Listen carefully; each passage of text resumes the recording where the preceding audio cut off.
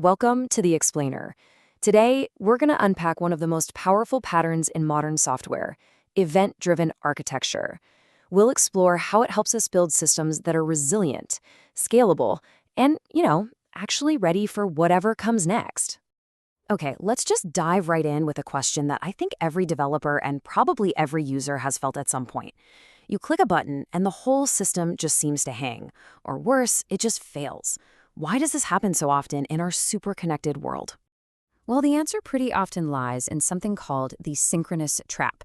Before we can really appreciate the solution that event-driven architecture brings, we have to understand the problem, and it all starts with the traditional way systems have been built to talk to each other. This slide really just lays it all out perfectly. On the left, you've got that classic synchronous chain. Service A needs something from B, so it waits. B needs something from C, so it waits. So what happens if C fails? The whole thing just collapses like a line of dominoes. This is what's sometimes called a distributed monolith. It looks like separate services, but they're so tightly connected they might as well be one giant, fragile thing. Now, look to the right. In the event-driven model, services are decoupled. They aren't calling each other directly, they're talking through a central hub. If C fails now, A and B just keep on chugging. They don't even know there's a problem. And that right there brings us to the solution, the event-driven shift. It's a really fundamental change in how we think. It's about moving our systems away from constantly waiting for replies to just reacting when something important happens. So the most important thing to get is what an event actually is. It's not a command. It's not a request. An event, as our source material defines it, is simply a notification of a significant change in state. It's just a fact, a report that something has already happened. Let's make that real for a second. Imagine you're on a shopping website. The system's state changes from you having items in a shopping cart to you having a new pending order.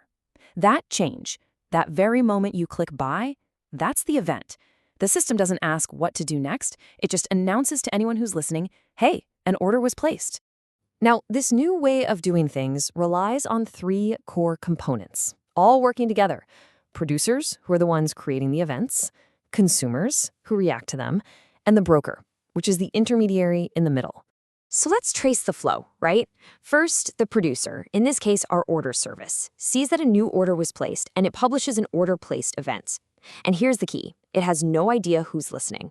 Then, the broker grabs that event and routes it to any service that has said it's interested. So now you've got multiple consumers like inventory, shipping, and notifications all reacting to that one single event, completely on their own, all at the same time. And this is where the broker becomes a real hero. It acts as an elastic buffer. What does that mean? Well, if 1 million orders are placed during a flash sale, the producer can fire off events like crazy. The broker just soaks them all up and holds on to them. This lets the consumer services process them at their own pace, without getting totally overwhelmed. This is absolutely critical for building systems that don't fall over. Okay, so now that we get the flow, it's really important to know that not all event-driven systems are the same. There are two main flavors, and the one you choose can fundamentally change what you can do with your data. This table breaks it down nicely. On one side, you have pub subscribe, or pub sub. The post office analogy is perfect. A message gets delivered to everyone who wants it, and then it's gone. It's transient. This is great for real-time fire and forget notifications. But on the other side, you have event streaming. This is more like a central library. It's a permanent, replayable log of everything that has ever happened. Events aren't deleted after they're read, which is priceless for data analysis, auditing, or even rebuilding an entire service from scratch if you have to.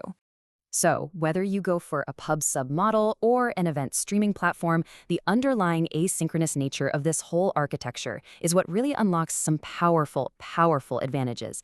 Let's take a look at what those are. And the benefits are just massive. Because everything is decoupled, you get amazing scalability. You only have to scale up the one part of the system that's actually busy. You get true fault tolerance. If the shipping service breaks, it doesn't stop you from taking new orders. And maybe best of all, you get incredible developer agility. If you want to add a new loyalty program feature, you just add a new consumer that listens for that order-placed event. You don't have to touch any of the old code. This quote from the source material just perfectly captures the whole mindset shift. The old synchronous way is optimistic. It just assumes every other service is always online and fast. But the event-driven approach, it's realistic. It accepts that in the real world, services fail and networks get slow. And it's designed for that reality from the very beginning. And that really brings us to the final critical question you should be asking about any system. Is it designed to gracefully react to the unpredictable nature of the real world, to changes, to failures, to sudden spikes in demand? Or is it just a fragile chain of dependencies, one broken link away from a total collapse?